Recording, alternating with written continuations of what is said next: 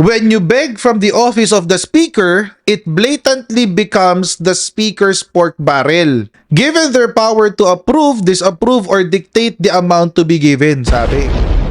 Sinasabi niya na may pork barrel daw. Meron daw sariling pera na nakaalat sa office of the speaker na nakasulat sa GAA at ito ay pork barrel. Ibig sabihin, hindi talaga siya dapat kasama sa budget. Tapos ngayon, para magkaroon ng access sa budget na yon ng mga miyembro ng Kamara, nagmamakaawa sila kay Speaker Martin Romualdez. Kaso may problema doon, mga kababayan. Si Toby Chanco nagsasalita from the perspective of a chismis.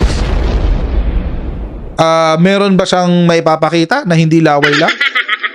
At mga kababayan, kung sasabihin niya na wag nang gawin yung mga yan, wag nang gawin yung AX, AKAP, etc., what have you, edi dapat pala hindi rin siya nag-a-avail.